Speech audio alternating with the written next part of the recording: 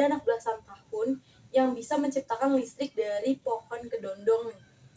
Ada juga software atau aplikasi pemantau tanaman yang diciptakan oleh startup Indonesia yaitu Habibi Garden, yang dimana softwarenya itu dinamain sebagai Habibi.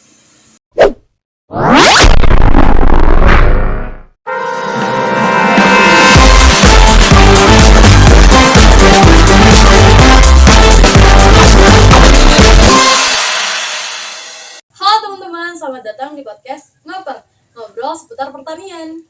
Seperti sebuah pepatah bahwa tak kenal maka tak sayang. Jadi kenalin, nama aku Angel, dan di dalam diskusi kali ini aku gak bakal sendirian.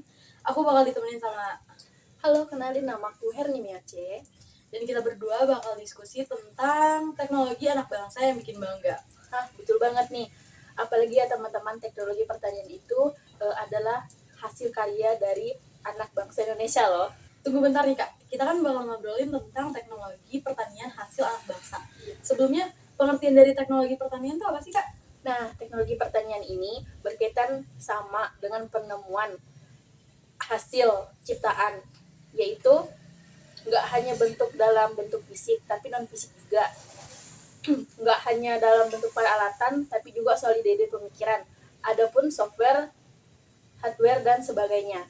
Dan teknologi pertanian ini di mana dapat diharapkan dapat menguntungkan bagi para petani, bukan cuma dari segi finansial aja, tapi dari segi-segi lainnya.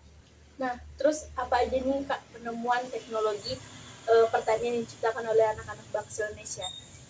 Nah, ini yang menarik nih teman-teman, di mana teknologi anak bangsa yang dapat membuat bangga bangsa Indonesia. Yang pertama itu contohnya adalah teknologi drone lahan sawah, di mana teknologi ini dapat memaksimalkan kegiatan penyemprotan.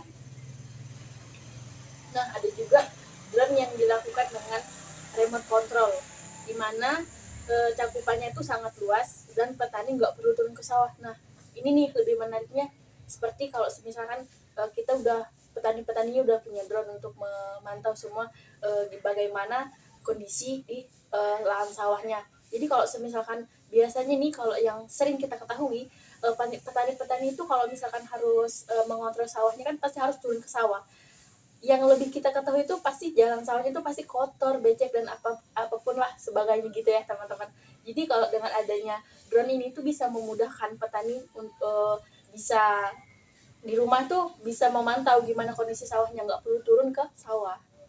Jadi penyemprotan lahan sawah mereka itu dapat dilakukan secara lebih efektif dan lebih efisien, di mana mereka tuh nggak perlu memakan waktu banyak untuk nyemprotin pestisida ke lahan mereka semua.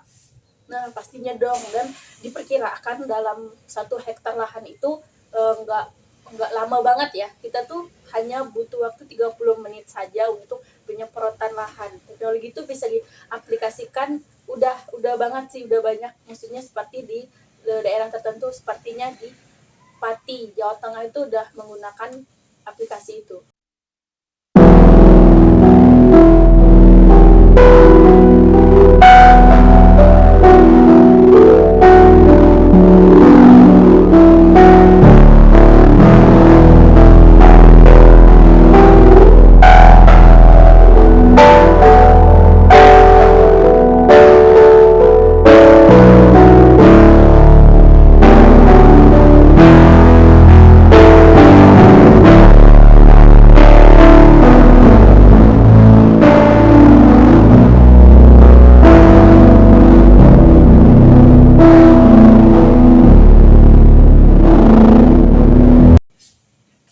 Selain itu nih ya Kak, ada juga software atau aplikasi pemantau tanaman yang diciptakan oleh startup Indonesia yaitu Habibi Garden, yang dimana softwarenya itu dinamain sebagai Habibi.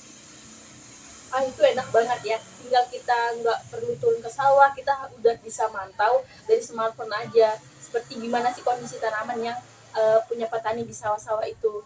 Habis itu kita pasti akan tentuin langkah selanjutnya, baik pemupukan atau yang lainnya. Ya bener banget, gimana cara kerjanya itu mudah banget. Para petani tinggal letakin alatnya di lahan yang mereka punya. Habis itu alat itu dapat mengirimkan informasi tentang kelembapan, suhu, juga temperatur di lahan mereka. Tentunya software ini tuh sangat mudah banget ya dipakai, terus yang paling utama tuh sangat praktis lah. Jadi petani-petani tuh bisa mengetahui kebutuhan tanaman yang diperlukan secara real time di dalam aplikasi ini. Habibie Grow sebagai otak utama dalam melakukan segala aktivitas pemeliharaan, mulai dari penyiraman dengan pembagian zona berdasarkan kondisi lahan pertanian, jenis tanaman, dan mekanikal irigasi yang digunakan dengan inovasi terbaik yang mampu dilakukan secara online maupun offline.